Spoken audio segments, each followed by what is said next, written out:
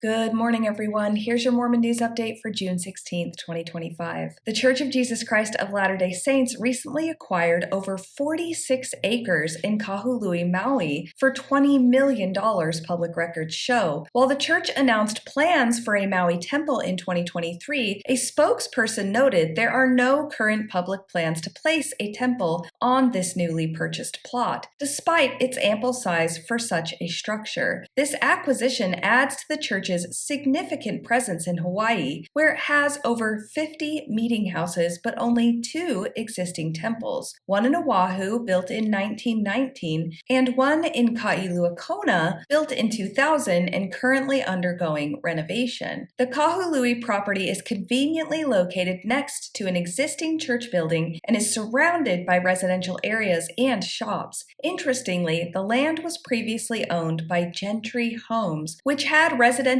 development permits filed as recently as 2015, but these plans were not pursued. The church also announced intentions last year to build a temple in Honolulu, though a specific location hasn't been disclosed. I would love to hear how those native to the Hawaiian Islands feel about the church purchasing this land. I don't think they have any business owning that much of Hawaii. Now let's go to Instagram, where Professor Benjamin Park said the LDS Church just released a significant and long speculated document, an 1886 revelation in John Taylor's own hand, proclaiming that polygamy would never be abolished. Let's watch part of the video where Benjamin talks about it. When John W. Taylor, a former apostle, was on trial for excommunication in 1911 for continuing to solemnize plural marriages after the 1890 Manifesto, he declared that his father, John Taylor, who was the LDS Church president in the 1880s, had received a revelation saying that polygamy would never end. And he waved around a revelation in John Taylor's own hand saying as much. That revelation then became a core part of the growing fundamentalist movement in the 19-teens and 1920s, as it was connected to the narrative that John Woolley told, that John Taylor received this revelation in September of 1886 and then ordained a secret council that would continue the practice of polygamy even if the church ended it. Then in 1933, the LDS First Presidency, especially Heber Grant and J. Reuben Clark, wanted to quell this growing Mormon fundamentalist group, and so they issued a statement that came to be known as the Third Manifesto, which denounced rumors of this pretended revelation that they claimed did not exist. And this was the start of Mormon fundamentalists as a separate movement outside of the LDS Church. However, within a month of the church issuing that statement, one of John W. Taylor's widows came forward and said, "I have this revelation that you claim doesn't exist." And that revelation in John Taylor's hand then went into LDS First Presidency's records, where it remained secluded, and the church continued to deny its existence. Over the ensuing decades, this alleged revelation remained at the core of fundamentalist arguments of the LDS Church losing its way and going back on John Taylor's revelation, whereas the LDS Church continued not to correct the record and allowing J. Reuben Clark's 1933 statement that it was a pretended revelation to stand. Years ago, I listened to an episode of Mormon Stories where John Dehlin interviewed a modern-day polygamist, and if I remember correctly, her testimony of polygamy relied on this very revelation by John Taylor. There were some comments on Benjamin Park's post. The most interesting one to me said the following: "So here's the problem with that. There are 4 checks and balances and determining the official doctrine of the Church of Jesus Christ of Latter-day Saints. The first one is unanimous vote of approval by the 12 apostles and the First Presidency. The second one is that it needs to align with the standard works. The third one is that the membership also needs to unanimously accept it through sustainment process of the leaders. And lastly, it needs to be able to pass the test of time. The doctrine of polygamy, when it became disavowed, fit the very first few requisite board checks and balances, meaning the 12 apostles and First Presidency voted to disavow it. It doesn't matter if there was a document from Joseph Smith that somebody found 30 years later that said polygamy would never be disavowed. That's because that would have been only one vote of the Quorum of the 12 and the First Presidency, when they all in fact need to unanimously vote unofficial doctrine. So this is cool and all for historical perspective, but it has no bearing on doctrinal positions by the church. There is so much to unpack in that comment. Maybe God doesn't speak to the prophet or the First Presidency or the Quorum of the 12. What really happens is they go in a room and they vote, and when they all vote the same, that's something that goes out to the entire membership of the church. Doesn't really sound a whole lot like Revelation to me. Now let's go to North Dakota, where someone has spray painted religious verses on buildings and structures in west central Fargo. The graffiti was on an electrical box at the Autumn Brook 2 apartments, a sign on the former Planet Fitness building in the Oak Park Plaza, the front of the clothing store Burlington, and on a fence surrounding a Fargo City water tower near the Village West Park. The graffiti locations fell along a 1.5-mile line. Burlington had 2 verses from the Book of Mormon, Alma 5:36-49, and Mosiah 18:10, and 4 from the Bible, John 3:16, Joshua 24:15, Romans 8:28, and Ephesians 6:10-20. The water tower had 5 of those 6 verses. John 3:16 was painted on the electrical box. The Alma 5:36-49 was on a sign at Oak Park Plaza that said Planet Fitness moved. A man who identified himself as the owner of the plaza declined to comment before he took the sign down. The forum has reached out to the Fargo Police Department for comment. I've often seen Bible verses graffitied places, but never Book of Mormon verses. This is a first for me. Now let's go to Floodlit for this information. It says June 3rd, 2025. This is a recently filed case. Floodlit is seeking more information. Please contact them if you have any. Floodlit obtained a copy of the police probable cause affidavit in this case. Colin Hawkins was a Mormon Church member and adjunct Russian professor at Brigham Young University, Idaho. Hawkins went on an LDS Church mission to St. Petersburg, Russia from November 2015 to 2017, according to his LinkedIn profile and a missionary blog. In 2025, Hawkins was arrested on suspicion of 20 second-degree felony counts of exploitation of a minor. The charges were all related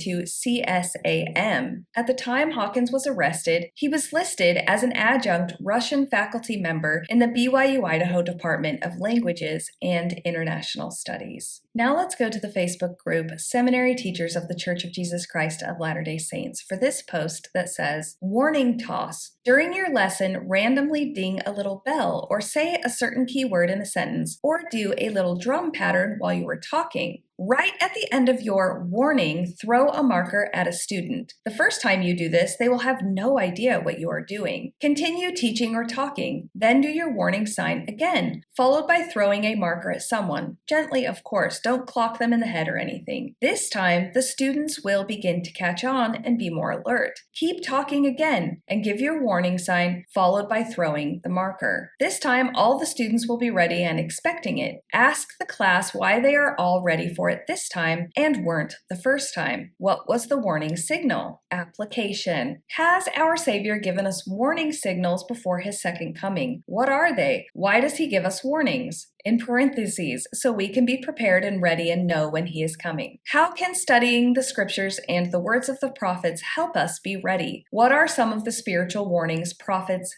have given us? Mormons are obsessed with object lessons, and I had some pretty horrendous ones, but this post from the seminary Facebook page got me thinking about the worst one that I was ever subject to. In my high school release time seminary class in Brigham City, Utah, the teacher presented the following object lesson. He had 2 students volunteer to come to the front of the class and sit in chairs facing the class. One of the students was tied to the chair and the other was not. The student that was not tied up was given a Twinkie and told they could open it and eat it. The teacher then approached the restrained student, opened a Twinkie, and proceeded to shove it into the student's mouth and all over their face. He then compared the 2 Twinkies to Jesus' plan versus Satan's plan. He said that the Twinkies are the same and both are delicious, but Satan's plan was shoved down our throats, which took away the joy in it. What was the worst object lesson you were ever given in a Mormon context? Now let's go to the Deseret News for this article. The headline is, "Maybe Male Critics Are Not Experts on Religious Women's Underclothing." This article is by Megan Kohler, and in one of the paragraphs, she writes this: "Garments are probably not in the New York Times because they're inherently interesting, but as part of the continuing discussion about the place of institutions and religious authority in our lives. To that end, John DeLynn, a former member who podcasts criticisms of the church, is asked to weigh in on Latter-day Saint women's feelings and says, I would say close to all of them expressed significant discomfort, if not aversion to wearing garments." The most intriguing part about this headline that I read and the paragraph is that Mormon garments are ultimately approved by men,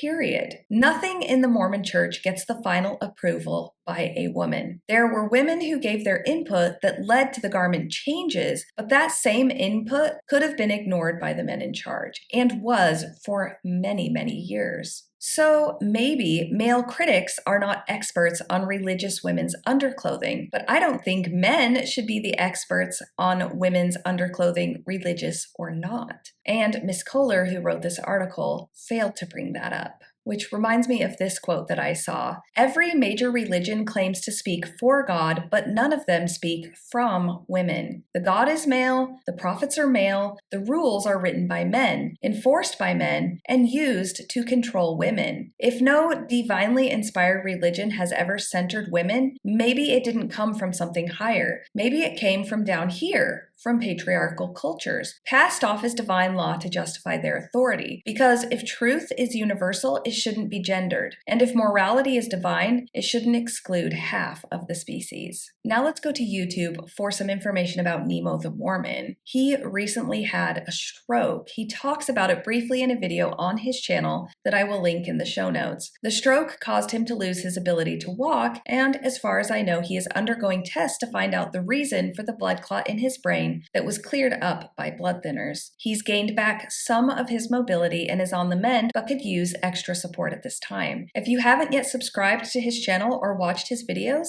now is your chance. Next, let's talk about the phrase, "You can leave the church, but you can't leave it alone." It's explained in this great graphic. A neuropsychological breakdown of a Mormon defense mechanism. 1. It's projection, not truth. When Mormons say this, what they really mean is, what you're saying is making me uncomfortable. 2. Neurologically, it feels like a threat. The amygdala says, they left the truth. The insula says, this feels wrong. The VMPFC says, protect cherished memories, reject RV data, which I think means reject data that makes you uncomfortable. 3, when they say this, it's also a double standard. Missionaries are literally trained to interrupt people's lives to bear testimony. Members are taught from childhood to publicly declare their beliefs. So then when we leave the church, people get after us for continuing to declare our beliefs. And 4, because criticism feels like personal rejection. But criticizing an institution is not the same as condemning a person. I do get that comment on my videos quite a bit, that I've left the church but I can't leave it alone. And I don't usually respond, but I think from now on I could say something about how the person may be projecting, and it's possible that what I'm saying is making them uncomfortable, so maybe they should sit with that discomfort and figure out why. Last up today, I want to finish with this amazing bit of information from Dr. Nicole LaPera. She says, sometimes healing doesn't look like we think it does. Sometimes it looks messy or like everything, including you, is falling apart. I want to remind you of the signs you probably overlook. Here are a few of them. Number 1, you're crying more. It comes out of nowhere, and sometimes you're not even sure why it's happening. Crying is your body releasing sympathetic energy from your nervous system. It's a natural way our body processes intense emotions. As you heal, crying is a sign you're finally releasing all the stored emotions you've repressed. Number 2, relationships are ending. This is the confusing part. It might feel like we're doing something wrong when people leave our lives or when the relationship shifts. This is actually a positive sign that you're evolving and being more intentional around who you spend time with. Number 3, you're angry. Anger is the protector of sadness. Anger is always our sign that we care about ourselves and that we deserve care and protection. Many of us have been made to feel that anger is wrong or bad.